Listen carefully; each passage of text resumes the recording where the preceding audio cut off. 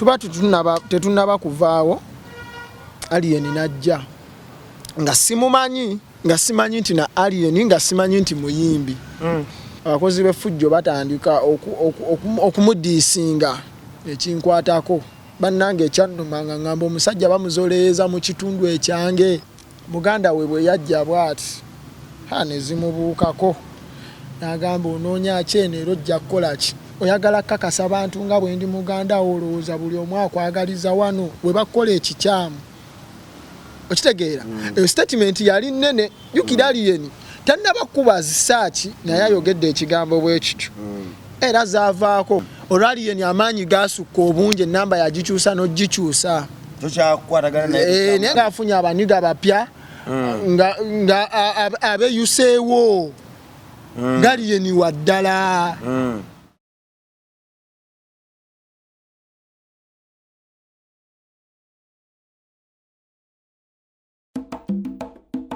Lenga naffe tugenda kwejjusa olina bizinesi yo gyolanga oba oli munnabitone muyimbi komediyani oba MC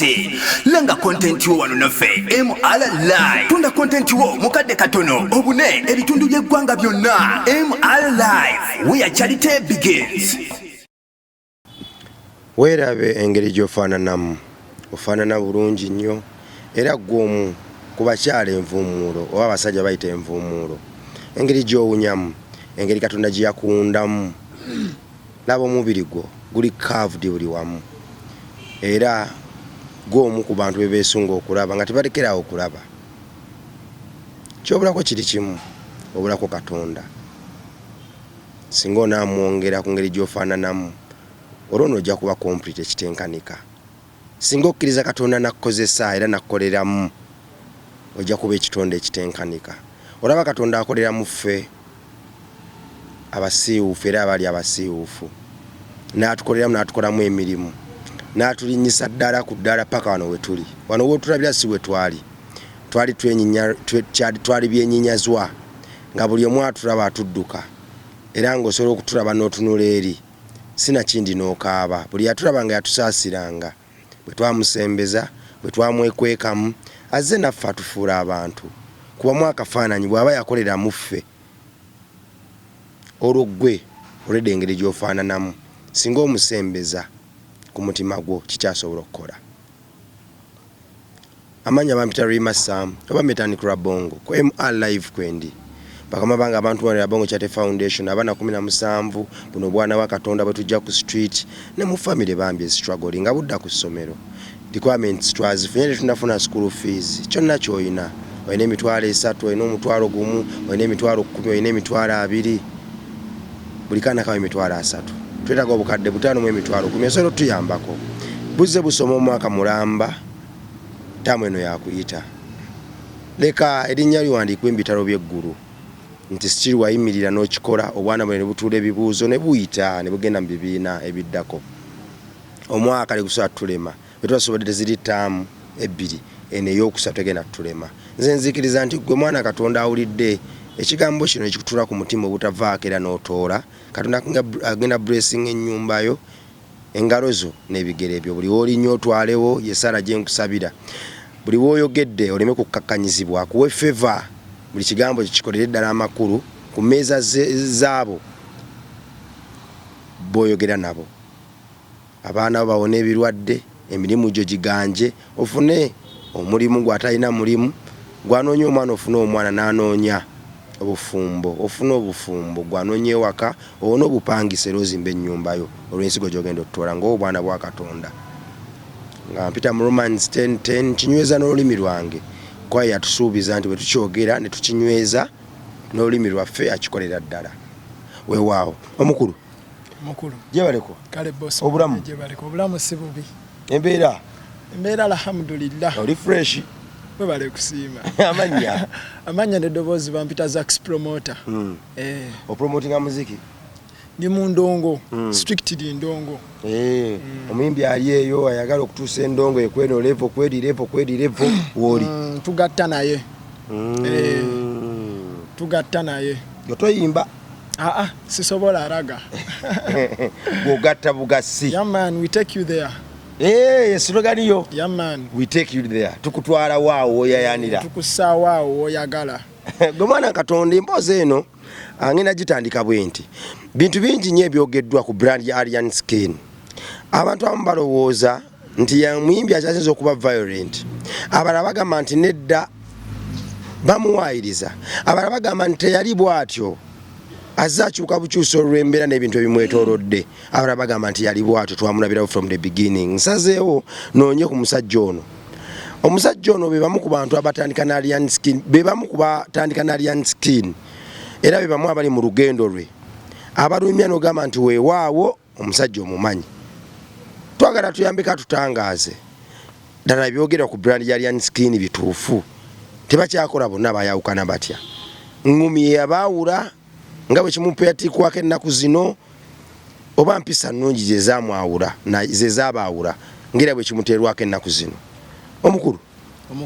mwasingana mutala Aryan Skin. Omusajja oyo twali ewa Bolt Lion producer. Kusalama road awo bomanyiwo. Kati bwali budde bwa kiro nga waliwo omukulu bamuyita Kimuwizi. Nga bwe nkugambye ndiringira mu ndongo. Nali bese eyo nga Kimuwizi ampisaamu olukomo. Owaaye kiri kitya gyosaleko waliwo akakodyo. Nga nteekamu engatto nga ntuuka. Ntuuka ewa Bolt nga Kimuwizi agenda shootinga video n'omukulu final. Alina remix gye baakoze. Kimuwizi nansanyukira awo ne tubeerawo ne mbonga kubaniga era nga bw'omanyi vibe ebeerawo. Tutuuka time ziri kubanga twasooka ne tushootingirako awo wennyini kalina waggulu tumala ne tuvaawoko. Tuba tetunaba kuvaawo Alien najja nga simumanyi nga simanyi nti na Alien nga simanyi nti muyimbi. Nali manyiko faino na Kimuwizi Alien simumanyi yenga yo omuntu nenga mulaba ku street jukira nze ndi mutambuze. Kati ne mulaba bwe twalabagana yandaba njogera ne faino nandaba nga njogera ne ba Kimuwizi ne ba Bolt kale nga alaba ndi waawo. Yenga nze ng'omuntu simumanyi. Ajana ngamu niga kiri kitya. Nga bw'omanyi yali akyasiba buno obuviiri bwe obukka bwe buti ng'asibye bandana ng'ayambadde t-shirt ya Ame Green n'akanu. Yali musajja wa bunu abategeera Alien mumutegeera. Ng'era aguluma okitegeera.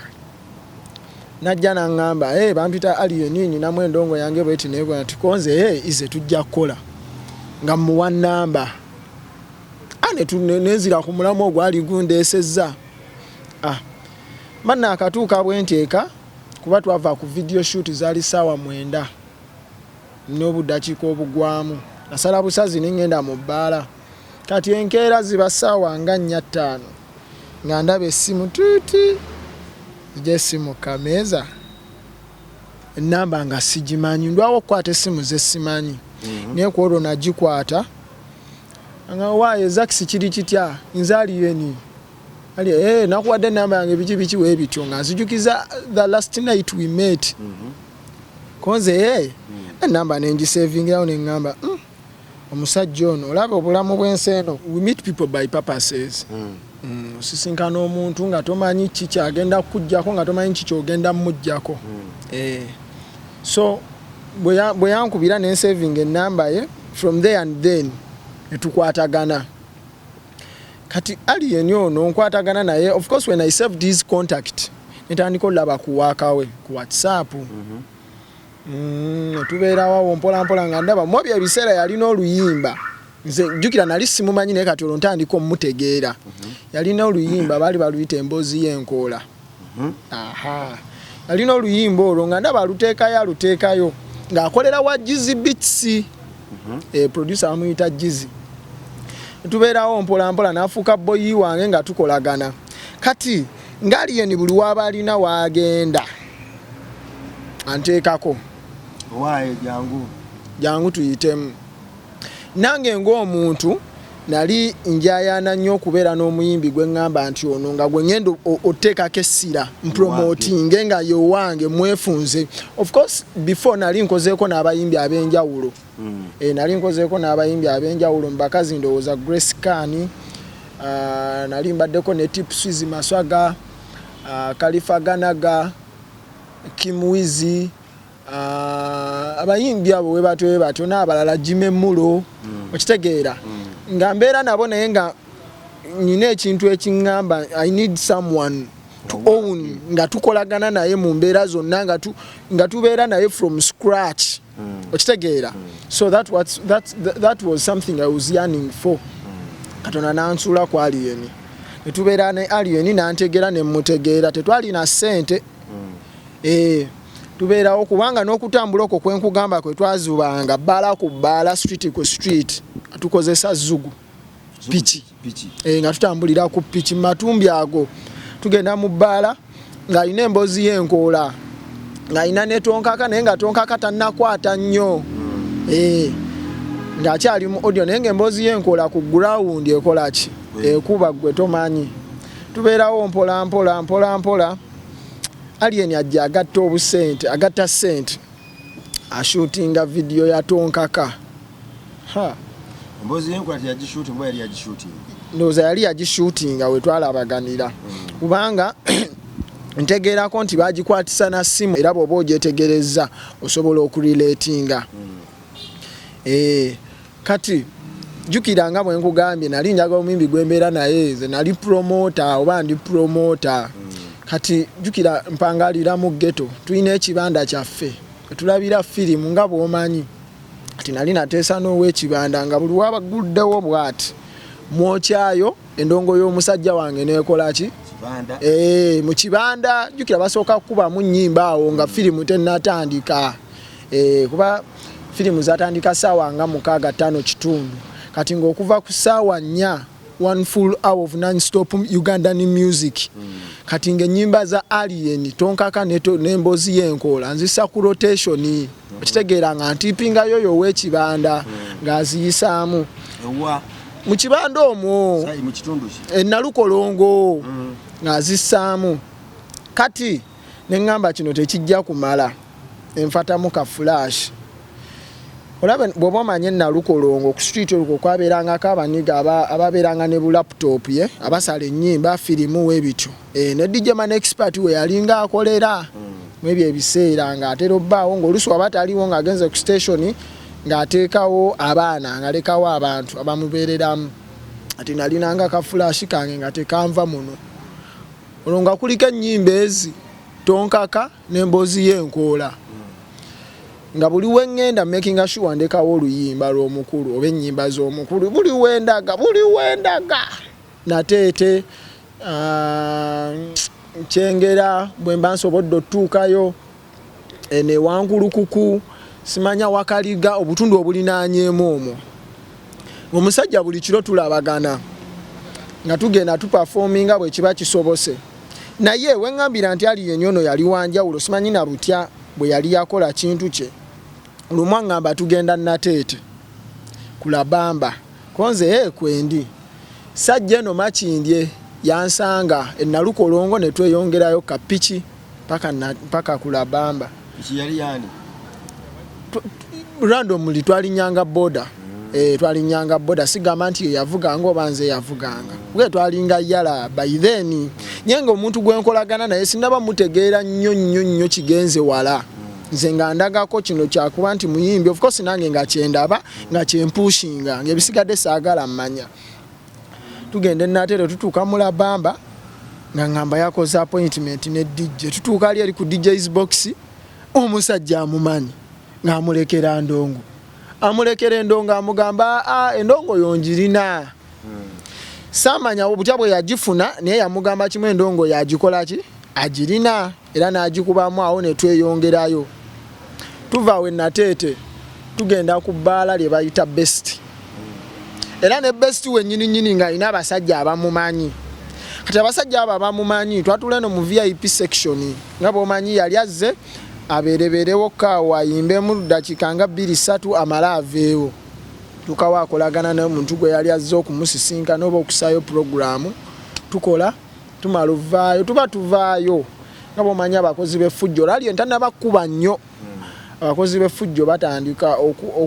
okumudiisinga ekinkwatako bannange ekyannuma nga ngamba omusajja bamuzoleeza mu kitundu ekyange mwensiiba nteeka endongoye engamba Alien mwana tekisoboka sooka oswamemu wano nzirayo okuprovokinga abaali tulabe ekiki lwaki muyisa bubi omusajja talina kyakoze Alien nangamba tukikola baleke tulinnya boda ne tukomawo nansuula ennalukolongo neyeeyongerayo banna akatuuka bwe nti nga nkubira essimu owaayi otuuse bulungi waze fiiti mpozi ggwe oya nange ndi makindi ekkaalo kange. Days went on olulala tuba tuli ewa security wano nga tanabasa wano kalwaliro olwo nga tugenda era ttambula yatumya enkoko nasanga atumizza enkoko entuuka ne tusooka ne tugirya n'antuma n'amazzi kyenkugamba kiri kino Alien yali alina byankwekamu ye ng'omuntu kale ndabirooza ye yafunangamuko ku ssente jjukira yalimu olw'amakanika ng'afuna okitegeera ati atumizza enkoko tugiridde tutumizza erizi tufasa enkoko olwo tugenda ttambula ndowooza yali tayagala tutambule ng'enjala etuluma tuba tuli awo ng'alaba muganda we omuvubuka ajja nali simumanyi laba muganda we bwe yajja bw'ati ne zimubuukako n'agamba onoonya ki eno era ojja kukola ki oyagala kakasa bantu nga bwe ndi muganda wo olowooza buli omu akwagaliza wano bwe bakola ekikyamu okitegeera eyo statement yali nnene jjukira Alien tannabakuba zisaaki naye ayogedde ekigambo bwe kityo era zaavaako olwo nasooka omulaba nga zivuddekokko ebbanga lye nali mmaze naye n'amugoba n'amuwakkako kaawo ffe ne tufata zugu ne tukola ki muganda yali muto oba mukulu we yali muvubuka yali muto naye nga muvubuka mukulukulu nga si mukulu nnyo naye nga mukulu kyemmanyi yali muto we ne tuvaawo kati akabanga kayita waliwo omuniga bamuyita Mukyusa oba omumanyi bamuyita Dexa Mukyusa so mu 2022 yalina fulaga ya TikTok nga alina sound ekuba owaaye gwe muto wange okitegeera omusajja oyo simanyi oba omujjuka so bayimba nako ne Alien oluyimba baluyita abeeyomba tiisana collaboration bwetyo kati Mukyusa wakalo kaffe tubeera naye era yali musibi wa dread nga manyo muwamu bakiraya nti abaniga baagala osiba enviiri biki kati simanyi butya Mukyusa we bakwatagana na Alien wabula Alien naye yali tamanyi nti manyani Mukyusa inga ne Mukyusa tamanyi nti manya Alien wabula lumu jukira Mukyusa yali yayimbamu kodda ng'era alina mutunize yali yayimba dde okusookako kwa Alien naye nga bw'omanyi ebintu by'endongo n'esooka n'ekola ki n'egaanamu naye nga yali yakubamu dda kati laba TikTok eno bwejja ne boostinga erinnya lya Mukyusa bwe boostinga erinnya lya Mukyusa ne bakwataganako n'ono gwe bali bayita omuyimbi w'oku TikTok nga akubya abunyebunye Alien simanyi butya we bagatta naye ne bagatta kati bwe bagatta idea ya collaboration nejja olwo timu twegasseeko Mukyusa nga tuzubazuba mu mabaala wano nawali kakati ndowooza things fell apart naye nze kyemmanyi ezimu ku nsonga lwaki Alien ne Mukyusa bayawukana nze ng'omuntu kyenatestifyingako nze ng'omuntu tuba tugenda twali mulabamba Alien bamutimbye of course we bamutimba yali atandise okukola kuluye nga yagala abeeremu n'abasajja be nga ye yennyini Fangoni Forest nga yagala abeeremu neki n'abayimbi be erinnya Fangoni Forest yali alina erinnya Fangoni Forest lyaliko Fangoni Soldier by then yali omu ng'era tumuyita Fangoni Soldier okitegedde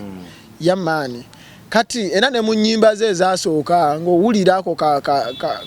kayitamu fango sodia kati mukyusa n'aliyeni tuba mulabamba batimbye aliyeni twali inze manageriki mukyusa n'aliyeni aliyeni atuuka akuba kati wano mu lukubo oluyingira labamba munda mu bbaala abantu baali bategeera mukyusa owaaye muto wange okitegeera abantu ababeera ku tiktok olwo tiktok ekyaka ng'era buli muntu aliko alina sound oba akola content sita okitegeera kati nga ye alien mukubi wa mbali tebannaba mutegeera nnyo naye nga bwe bakuba oluyimba balumanyi naye nga ye nga ye omuntu tebamurecognizinga ku face abamu by then maama tutuuka mu bbaala labamba si nnene nnyo kiri awo tutuuka ku stage nga baniga bayimba muto wange alien akwata microphone akuba olwo attention bagijja ku muto wange ono gwe bali bamanyi ku tiktok bawuliriza embali yaliyeni abakubye mbozi y'enkoola ebanoze abakubye tonkaka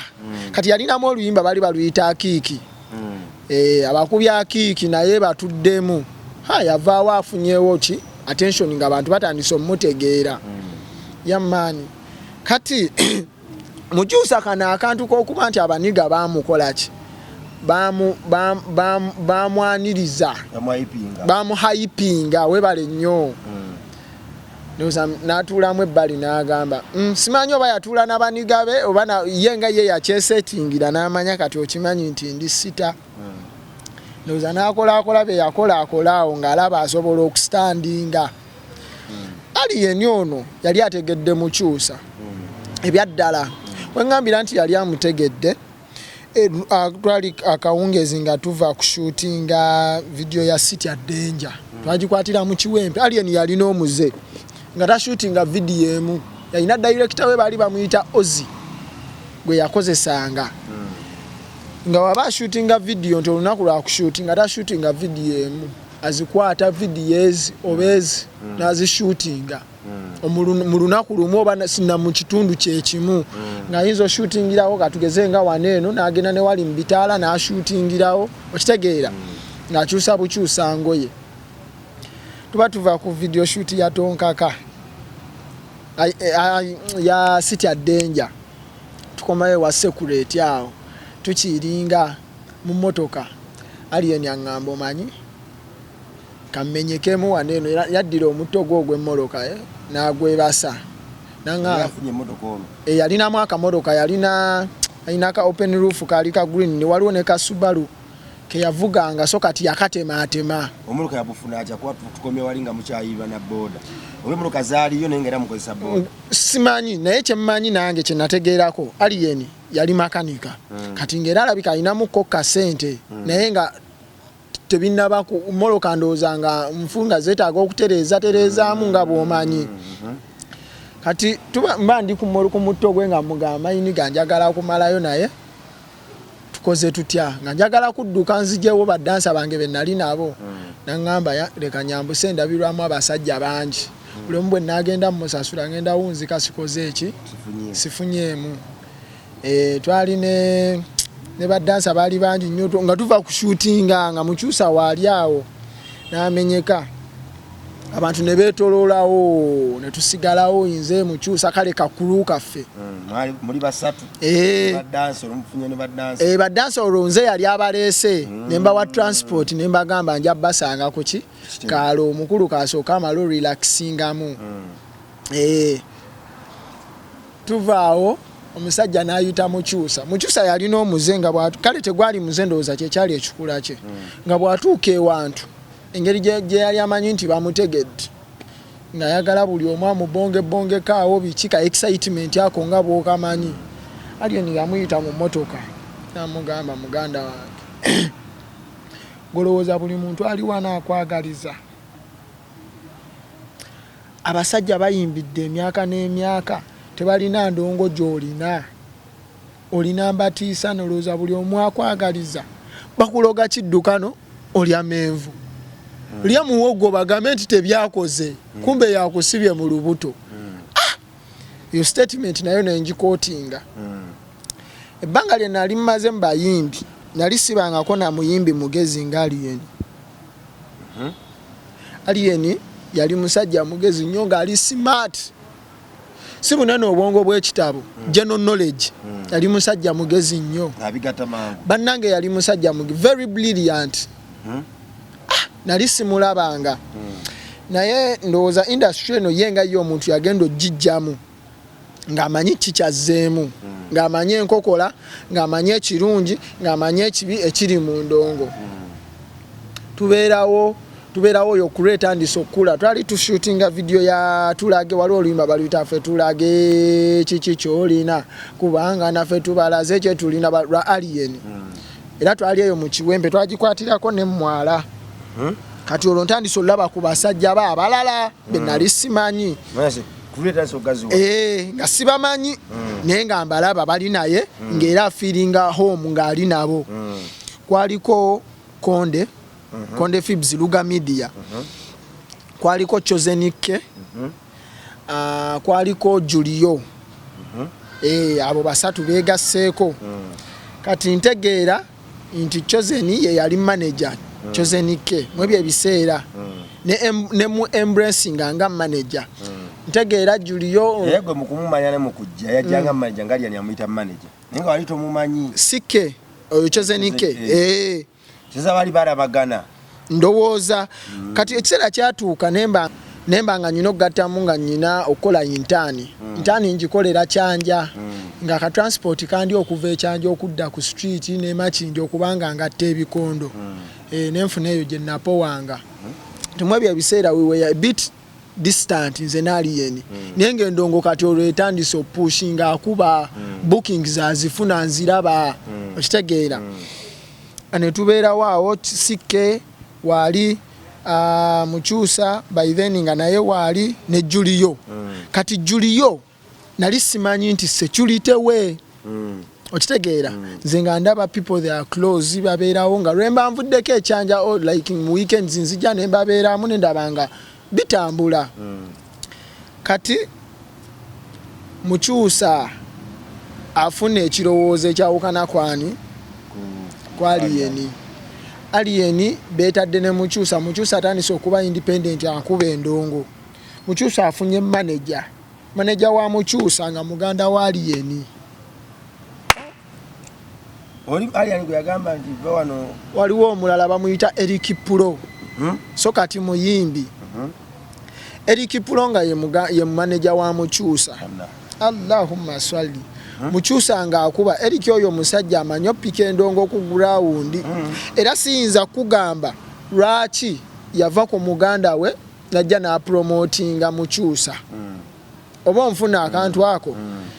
Mukyusa apika endongo I mean Eric Pro apika endongo ya Mukyusa apika endongo ya Mukyusa awambye Mukyusa akuba juke alina mukali eri akantu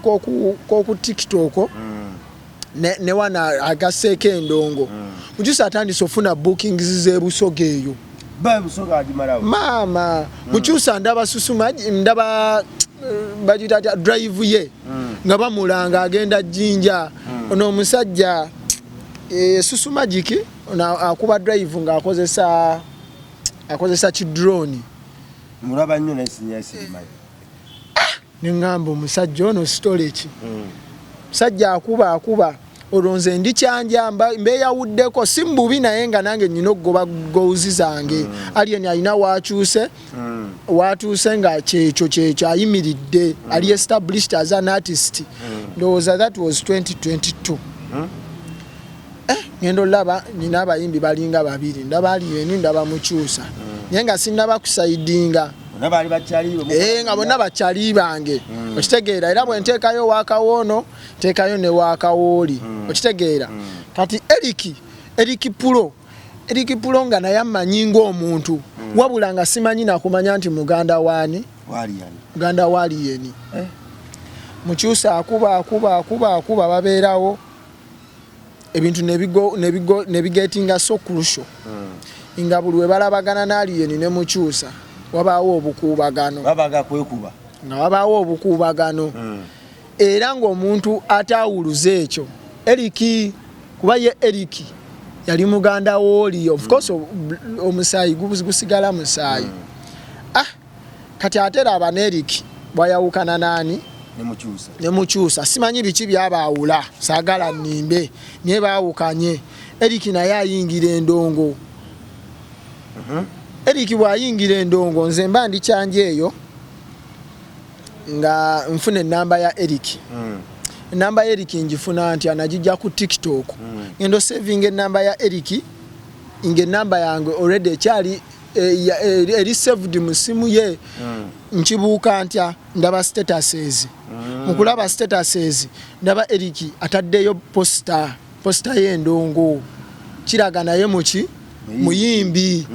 olw'Alien amaanyi gasukka obungi enamba yagikyusa n'ogikyusa tukyakwatagana naye naye nga si mbubi ate omwasinkananga omwani mubeera tukyagenda nawo nga siyinza kugamba nti wano oba wali kuba twasisinkananga ku street ewa security okitegedde kati nkwatagana na Eric nsaving enamba ye ndaba statuses lumu mukubira nga blood kiri kitya oli mu ndongo nti ye oli fully active mu music nti ye tusisinkana ne Mukyusa na appointment ampa olunaku musisinkana ne Eric nga ngamba twasisinkana we wa ku Papazi ngamba kati ndi mu ndongo ya ddala mugamba Eric Alien story nanga Alien gyali alina abanigabe olunga ne Fangoni Forest ekoze eki eyimiridde etondeddwawo nanga gyali naye nze ng'omuntu nali ndaba waliwo ekitagatta masekati gabo abameka Eric ni Alien simanyi oba nze nakiraba bubi naye nze kye nali ndaba kyekyali ekifaananyi kye nali ndaba naye nga mu Alien gyali nga nono Eric gyali Eric ng'apika endongo kati nga nsaidi nga nzira nani ne Eric nga mmanyi oli manali yani temwevumako tewali mbeera yonna yonna just nti amasanyalaze gafuuka mangi ng'era omuntu kuba kye nali mwagaliza gwe gafuuka mangi ate todduka buddusi nali mmanyi wali onoonya omumimbi gw'osobola oppika amasanyalaze ne geeyongera ne mu kagapu we kajjira omanyiiwo kagapu we kajjira nga ngenze ku intaani ekyanja namusanga afunye abaniga bapya nga abeyuseewo ng'Alien wa ddala maama gwe kyoba olina omanya Alien yafuna amaanyi mangi naye gwe kyoba olina omanya nali naye era mwenyumirizaamu ebbanga ttono lye nnamala naye mwenyumirizaamu okumanya ng'omunigo oyo nali mwagala kankuzeeko emabega katono nali twali mu mmotoka nze Faino n'Alien Faino yali omuyimbi omunene nga tulinako yalina kashokwe yali agenze kati Alien agenda okukubamu naye ng'omuntu omuyimbi nga bw'omanya kampasingire microphone ani boyi wange twazze naye Alien yalina chain gye yali akuba erikaaka akawanga kati nali nkubye omusawa gwange ogwayisi ngamba omuyimbi wange tasobola kgenda ku stage nga takikubye ensumulu esanga bondaba ndi mutono sawa yange Alien yali temutuuka fiiti nengimunyiga by'amaanyi tutambula okuva mu Morogo okutuuka wali ng'esumulukisa emugamba beera nayo ejja bigatta yali ya ice nga n'omugwa gwakubye gwa ice nga bimakinga ekiro ng'ali ku stage era abantu abalaba waliwo interview yasookera ddala ya Alien ku TV eyo baali bagiyita Sky oba ekyaliyo yali agikubye n'essaawa nga I'm super proud of him bannange nga mpulira nayagala Alien ekintu kye nali saagalanga ku muyimbi mulala ng'era muntu mulungi kati nkuzza wano ku Eric akubye endongo kwataganye ne Eric nengamba Eric omanye ekiriwo nzize njagala beera promotawo nga bw'olaba Konde bwali ne Alien jukira Konde yakola waka wa Alien ebisinga posters updatinga music ku kale ya running social media platforms ze webale nnyo ku kitimba webikyo engamba Eric njagala tukole endongo tugikwasaganya Eric nanga sirina buzibu jangu tukole nzija ne Eric tubeerawo tugenze mu studio akubye ennyimba ze ezisooka ez'okubiri yalina nnyimba ze yali alinawo naye nga ze zinnabakuba oluyimba lweriki olwakuba lweŋŋamba nti ndulinako ettofaali lwali lwa Ndichi Baby simanyi oba olumanyi yakuba oluyimba bayita Ndichi Baby simanyi kuwalana bwempalana owalana malaika oluyimba olwo lwakuba ku TikTok okwo lwakuba ebyaddala olumala okuba laba MC Shavix owaliyeni bwalutuulamu remix nga bino byabeera ku stage n'akuba ennyimba z'abantu nga bolabe zaaliyeni biki ng'akuba sounds eziba zitrendinze kati n'alongeramu ne luboostinga neŋŋamba awo kyakabi kye nali nsinga okubala kyekiriwa nali saagala kwekutula ku aliyeni nga era mmaze amapeesa gange nti bwe mbeera ne Eric one day one time nja kuddamu ndabagane naani kubanga oli muganda we okitegedde kati oluyimba bwe lusala ne ludda mu kabira nga MC Shavix alutuddemu ne mmanya kati wano biggwa kuba buli kintu Eric Shavix kye yakolanga ng'omukulu abinotifying oba abimanyaako yammaani kati ekyo bwe kyaba bwe kityo ne mmanya kati nzirayo ne nkwata essimu ne nkubira Eric ne mugamba owaayi oluyimba walulabye omukulu yalutuddemu kwanza we biba oluyimba olulungi lusala tubeerawo mpola mpola kati lumu tuba tuli ku live jjukira aliyeni akola nnyo zi live abaana baawe wakakkabira ng'oluyimba lukuba mu background aliyeni mwali aluvaibingirako kwaliko ne Malala awo waliwo omulenzi bamuyita Malala era naye omukuba security baaliyeni oluyimba lukubira ddala binga aliyeni anyeenya omuntu neŋŋamba atuni yamututte tubeerawo ne Eric mpola mpola Eric nga ndaba atandika okukolagana n'aliyeni kye nali njagala mu mutima tubeerawo awo mabegakaawo nalaba bamuwa n'emmoloka Alufadi Eric gy'atambuliramu kati naye nga gwe kyoba olina omumanya ye nga ye omuntu aliyeni ekikula kye karakita gye yaguza Abannayuganda yeya Aniruli kkiriza obagana tosobola gikola ki gimugjamu weewaawo ebikolwa bye si bibi ngwera omuntu like any other person you can't satisfy each and every human soul ng'oli muntu tosobola mmatiza buli omu wajja bbaawo abakwagala n'abakunooma gwenze njagala ombuulire bw'oba otambudde ku street n'obuuzaayo omuniga omu oba omuntu omulala yenna nti aliyeni yakola ki ajja kutangalijja ajja kudda kumpalaniraako okitegeera naye nze ng'omuntu ebbanga lye namala n'aliyeni sirina buzibu bonna bwe namufunamu nti oba kino nti oba kiri twatuuka nakwawukana naye okugamba nti tetulabagana ng'era simulinaako mbeera okitegeera kati bino byonna ebitambula ebiriwo sinza kugamba nti kino oba kiri kubanze aliyeni gwe mmanyi mu maaso gange ye muntu atasobya atya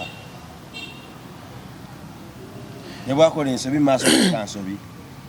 ensobi ki kisinzira nsobi ki mulimu ebintu ebitambulizibwa ebyogerwa obwogerwa nga just byogerwa okitegeera of course ekibi kiba kibi nye aliyeni si mukozi wa bibi okusinzira ku aliyeni gwe mmanyi obulungi weewaawo nayawukana naye ndaba ebintu byakolera abasajja ndaba ebintu byakoledde Eric amidst all the challenges ezaaliwo back in the days gwokimanyi nti Eric yaŋŋamba nako nti yakubira mukyusa essimu waliwo emabegakaawo yali akomezaawo abasajja bonna abaali bamuvaako Bagudo Ayonifiiki Sikke baani nga bakomyawo yakubirako Eric essimu mukyusa essimu n'amugamba oyagala nkukolere ki Eric yaŋŋamba omusajja yamusaba ssente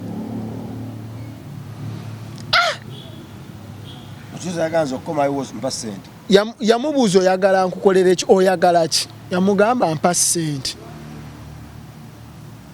so nga ate mukyusa yalina mugamba Eric bye yaŋŋamba so nga ate nze ng'omuntu yalina mugamba bugambi kankomewo tukole kuba gwe kkiriza obagaana aliyeni yaliko alina amasannyalaze alina endongo okitegeera ate nga ne mukyusa yali muyimbi era mukyusa yafiirwa nnyo yafiirwa ekitenkanika yafiirwa promoter tuddeko kemabega lwaki kyakubeerera kizibu nnyo gogenda bwogenda ku internship lwaki kyakubeerera kizibu nnyo okukomawo n'okomawo n'oyingira mu kampu ya Alien lwaki kyakubeerera kizibu nnyo okukomawo n'ogiyingira nakyo wekyambeerera ekizibu waawano nga bwe nkunnyonnyodde nze ng'omuntu nalowooza nze ekirowoozo kye nnafuna nalowooza nti mukyusa kayawukanye ne Alien agenda afuna ekirowoozo nti nze nali ku ttiimu yaani oba okategedde kubanga twali tuva ku kaalo ke kamu ng'era ne tuba twawukanye katugeze nti Alien adda wuwe tugenda abameka so nga ate nze mbeera wange n'oli abeera wuwe just nti tuba kaalo ke kamu tayimu ziri mu ghetto tukiringa ffenna kati bano we bafunamu obutakkaanya nalabira ddala nga ngobeddwa omusajja ajja gamba ono yali mujjonkezi nga weesalira omusango nze nganze nagwesalira mangu kwega weesalira omusango nga omusajja tannayogera nga talina kye yayogedde n'engwesalira of course nali nkiraba mubaamu ebintu nga biri visible nga biri automatic wabula ye simanyi ki kye yalowooza naye nziramu okulaba kwa Alien oba okulabagana na Alien olwo ndi ttiimu Eriki wadda wenzira waliwo ekivulu kyali kya Aganaga ewankulukuku wano Alien yajja n'aperforminga ndi ne Eriki wali back stage nze Eriki n'abasajja abalala baali babiri ku security team yaffe Alien amala okuyimba ku show ya Khalifa ewankulukuku awo Alien avaawo Alien bwe yavaawo Eriki n'aŋŋamba ate tukola ki wano abantu bonna ne bafuluma ebyaddala Aganaga tannayimba Aganaga ng'olwo ali ku stage Alien yayimba before Aganaga Alien olwamala okuyimba abantu bonna ne bafuluma Aganaga n'asigala ku stage ye Alien yasigala Khalifa yasigala ku stage ng'ayimba bino byenjogera gwe bw'oba ogamba nnimba abali mu kivulu bakubuulire Alien yali akubye suuti mbijjukira bulungi nnyo okubya biri of recent ne tufuluma Eriki yaŋŋamba tugende bwe tufuluma bwe tuti ne tugenda tutuuka ku exit era mwana nze ebyaddala ndaba Alien ng'omusajja ow'enjawulo Alien yajja n'abanigabe mu mmotoka naye yamakinga sure nti bo balinnya ye nga tannaba kulinnya era ye yasembayo kati mu commotion yoyo mu kufuluma waliwo abantu bangi security bafaani jukira yafuluma n'abayaaye n'abantu abaali bazze mu kivulu n'obudde bwali bugenderedde bwe yafuluma bw'ati abantu ne bamugobereranga bangi tutuuka mu kufuluma wabeerawo abantu nga bangi moloka za Alien nga nnyingi mu kkubo wennyini kumpi okitegeera nzijukira kwaliko Kateero waliwo omuvubuka bamuyita Kateero era naye ali ku ttiimu ya Alien yali avuga oba kipajero ekyo ekya green n'akoonayo n'agenda kwaliko ekyo kiraputa nakyo ne kisimbula Alien alina emmoloka endala gye yatuulamu kati mmoloka ezo nga zitambula zitunulayo zigende Alien yayimirirako eno ebweru ne baani ne Eriki kati nze Eriki yadda wali eri n'awa Alien haaga ne beehaginga ne boogerayogeramu kati nze n'ensigala waneenewa ebbali nsigala ebbali tutandika okutambula nga lwagenda mu mmotoka abantu nga bamugwira banjingi ani ono omudde ebbali biki kati nange mwekubako nali nyambadde kaseppeewo nga kambisa amaaso n'ekijaketi babuyita batya bubbana Alien nandaba nangani ono Zaxi yampita erinnya olwo nga wayise oba emyaka emeka nga Alien simulabako bwe yampita erinnya olutiko lwa mmera kubanze nali sisuubira nti akola ki akyammanyi oba akyanzijukira naye nga mu kwogera n'Eriki n'ebbanga alaga nti ankola ki ammanyi era nzijukira kati kwolwo nakitestifyinga ng'akyanzijukira naye yaŋŋamba tojja nnyo. Of course bwe yaŋŋamba akagamba ako nensikamu enzira ebbali ne bagenda nze n'eriki ne tusigalawo ne tugendako waliwo akabalaba kayita Wild Star waggulu eriki ne tuteekawo endongo n'ayimba namwawo 30 ne tuvaayo. Kati bwe tuvaayo ng'essanyu nze linzita omusajja mpisa erinnya obudde bwakiro mbadde sikisuubira ebbanga libadde ddene abantu basisinkanye bangi ebizibu byasanze bingi okitegeera. Kati netuuka wansi I sat down home nendowooza neŋŋamba naye omusajja lwaki aŋŋambye ekigambo kino tojja nnyo. Obongo nentakula omutwe nenkwata essimu nengenda aka WhatsApp nenjogera ne Konde Luga Media nenjogera naye nemugaaladde naye Konde naŋŋamba teyakyogedde mbubi yakyogedde olw'ensonga abaana bali eri batambula nabo ku security guard ye oba ba security guards be bayinza obutakutegeera nga bakulaba ojja nnyo eri omukulu okitegedde ke yali ategeeza nenkirekaawo omusajja ne tutambula era nze nga ndi tiimu eriki naye nga njagala olunaku lumu tugendeko Kabira nani neriki kyannuma nnyo ebbanga linamala ne Alien samufunirayo booking neemu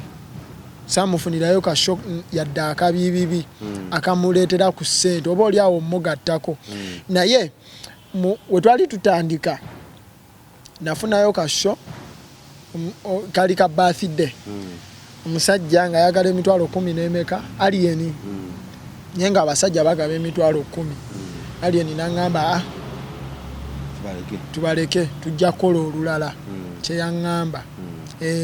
naye nga bambi oyo omusajja ebbanga lye namala naye nze nali mbadde n'abayimbi as I told you before nga teri muyimbi akutwala okimanya abayimbi bandekanga mu mmotoka ne bagenda ku papazaawo ne balya omululu guli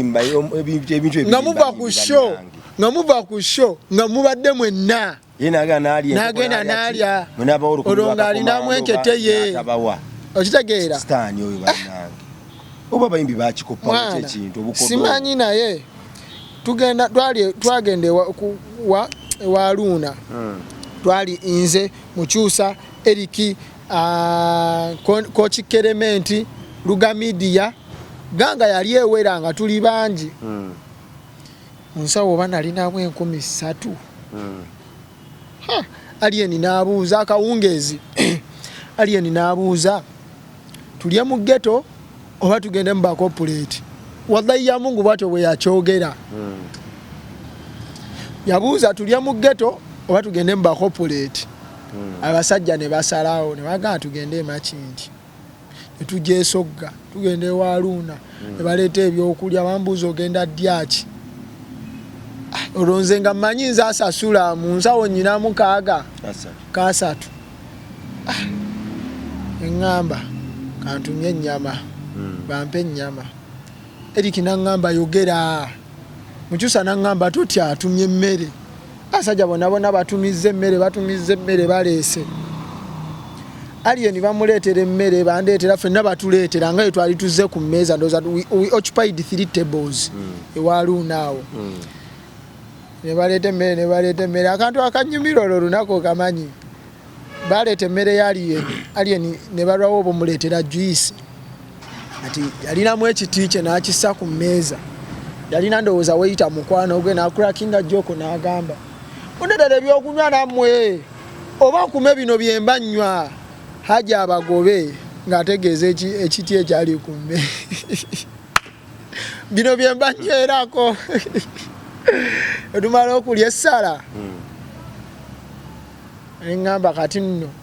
lubaze saawa yakusasula nanyinamu 10,000 ntumizza nnyama baleese n'ekyokunywa gambuguma nga ngumidde ku Mukyusa n'Eriki ebigaana nga mbayitamu maama tumala okulya maneja abuuza mmeka nti ssente bwe ziti Eric ya managing Alien. Eric ya managing Alien era ndowooza bwe yava ku Alien kwe kudda ku mukyusa. Ya managing Alien. Era nga yakwasaganya ebyensimbi bye. Nga wona yo tuba tulaga yanywa amafuta ono mwocheyo bweziti nga yakwata mu nsawo. Era bwe kityo bwe kyali twavaawo n'asasula. Kati akawungeza ako tugenda mu studio wa Jizi. Twali inze mukyusa waliwo TikTok bali bamuyita Yash Poppy Kochi Kerementi bana abani awabala twali banjinji. Alien omanyi yali muntu wa vibe. Nga ye wawulira nti kati rhythm eze ebigambo biflowinze. Let's hit studio. Tugenda tuka mu studio akola oluyimba agamba Zax nkutere mu vasi nemunga nze siri muyimbi. Yash Poppy nakuba Yash Poppy ono TikToker. Mukyusa naye n'atuuzaamu. Simanyi luyimbo lwo gye lwabulira oba byali bitya naye nga gwe manya lwali era lwakolebwa. Yash Poppy binaasobola obbigamba. Oba ne Eric oba ne Mukyusa bw'oba osobola omufuna abigamba. Okitegeera? Kyengezaako okusiigira ekifaananyi kye njagala otegeere nti Alien from day one yali muntu nga ategeerekeka. Nga talina ssente naye nga n'ako akatono ke mulina mukagabana. Newe afunamuko ku ssente kuba sifunyeeko kadde kabeerako naye nga afunye ssente zino ensajja. Nyene wali eri nga alinamu nga okitegedde ng'era omulaba kyaliddeko kye mulya. Alien ng'obudde bwe butuuka obw'okuluma omuddo agulisa akakoola agulisa bigiji gwamugulira agulisa ekinyeebwa kyamugulira. Gwe gamba yoyo Alien wali ogulisa ati kinyeebwa ebyo tubirekere ekyoba olina omanya bwe kityo bwe kyali nga yatoola mu nsawo ogiraba mwana omukulu wangi baba kakati gatubaliriza. Waliwo abayimbi abali eyo abagamba nti nandyagadde okufuna omuntu gwenkola naye promoter okupushing edonga ngo gitwala mu maaso. Nandyagadde okufuna omuntu anyambako akwasaganyizeeko wano ku experience ogiyina. Ate abayimbi bona b'okoze nabo abasinga bakimeekinze kitegeezwa n'omukisa oguyina. Bade nsaba wawe ku namba y'essimu oba tofaayo engeri gye basobola okufunamu. Enamba yange njigaba naye akakwakulizo kali aka business yokka eri 708 80 18 78. Social media platforms zange nkozesa Zax Promoter. Ebo bosiimi osobola oyitayo ne tulaba. So demo namba y'essimu. Enamba eri 0708 80 18 78. Nze nzikiriza nti Katonda yatuwa omulembe guno tubeeko ne bannaffe betujja ewabi tubasomose. Nze nno awo nno we nakitaamingira nti omulembe guno nze naawe nakitaamingira. Omulembe guno yatuwa amaanyi yatuwa n'obusobozi obujja bannaffe Misiri twatwale mu nsi ensuubize. Misiri wa bannaffe asobola okuba mbitamiiza asobola okuba mbuluvu mbwenzi mu kulwana mu bubbi mu kwerowoozaako ne mu kulya eggwanga lyabwe. Waliwo Misiri w'omulembe guno ajjudde okuwemula nti oli takyasobola kugumiikiriza muntu ayawukana naye endowooza. Bwe mwawukanamuko ku ndowooza kati nnyo ng'akuwemula ebigambo bwe biti. Misiri w'omulembe guno alimu bannaffe bangi nnyo abatunuza abaana abato mu mbuga ya Sitaani oba mu mbuga ya Lucifer. Nze nzikiriza nti yantuma ng'omutume nga nkozesa MR Live ne Bongo Charity Foundation ne brand yange ya Mechanic Rabongo bwe ndibiremerako nze nkyulira muli nti ndibikolamu enjawulo. Land Star Hotel weyagala okuwummulamu olina omwagalwa olina mbaga birthday oyagala kuwummula ovudde emitala w'amayanja menye kindeke ki live band buli ku Lwokutaano naye ebeerawo jangu Land Star Hotel. Ebintu byonna obikole mu ngeri y'ekicorporate naye ng'ate tobonyaabonyeza nsawo yo. Waliwo ebifo by'ogendamu ensawo n'emenyeka ng'oyagadde kiraasi naye kiraasi n'ekufuukira kiraasi Landstar bagamba nti nedda gwe jangu nga bw'oli osigale nga class ogyakivinze naye nga ate n'ensawo temenyese. Opposite Papa Sport wobasanga gwe mwana wa Katonda ali eyo abaffe baabano HK Property Masters oyagala kugula ttaka oli mitala w'amayanja farm oyagala kugula kayumba mu bitundu bino Mitiyana Nakawuka Kasenge Gayaza lwaki tobakozesaako tukoya abantu abagamba nti nze nfunye ettaka mu Uganda yonna ne bamaiza nga bavuyiza kakati twagatukolagaaneko n'abantu nga bakugu mu bitundu ngagamba nti bw'oba oyagala Gayaza bw'oba oyagala Mitiyana bw'oba oyagala Nakawuka Kasenge nze ntuukirira betugenda okolagana nabo bokka ne bwe tunaalanga ba Property Masters abawera abiri kuno ku MR Live naye nga buli omu alina ekitundu kye tulwana kusolovinga bufere kati HK Property Masters bazze kusolovinga bufere batuukirire ettaka erya buli kika balina katukolagane kuko ne bannaffe olina akasente ko limufuna mpola kagatte mpola bakufunira ettaka mu bbeeyi yo waliwo abantu bawa akasente oddamu okumukubiranga okuvuma kuli okwo ku ssimu akasente ko nga akabbye ate nga n'okuvuma akuvumye HK Property Masters bajja solovinga ebyo tutambuleko kko nabo tubaye ku mukisa tulabe engeri gye bakolamu ebintu byabwe ojja kukomawo neebaze Client Beauty World Emakindye Semaduuka w'ebyolususu ebizigo ebya buli kala oyagala kunena kushanana beyune kunabaza esimu eziyitaawo twala bimuga baabyo twala enkanyanyazo twala obunene bwo twala obutono bwo babuwe ansa ebibuuzo bingi ansa ku ansa bw'otakolagana nabo sisuubira nti osobola ofuna abantu abalungi ababakira AK Fashions bakola ku byakwambala oyagala kwambala onene bakulabe bagaye nti omusajja wuyo n'olwayiraze pata agikubye gifiirako musajja wanjawulo bw'ayogera bw'ati ate njogera efaanagana n'ennyambala matching enjogerayo n'ennyambala lekera okwogera ebintu nga bya muwendo naye ng'ate ennyambala ekuswaza buswaza AK Fashions awo kunabukeera kunabaza essimu AK Fashions awo kunabukeera kunabaza essimu eziyitawo bakeberekokko ebintu babyanguye okuba epate nga bagamba abagagga bazze naye ng'ekituufu naawe okimanyi nti mu nsawo olinamu kido nyambala kyekitiibwa kyo nze nzikiriza nti programu zino ziba za nkizo nnyo bweziwa amatu noziwa obudde obako nekyoziigamu neesiimye nnyo okubanga olwaliro nkyaliza ku muganda wange ono n'atuwa ku view ye era ne ku sayidi endala etabaddeewo MR Live awo efuukire ey'enjawulo kulatona n'ensi yange mweraba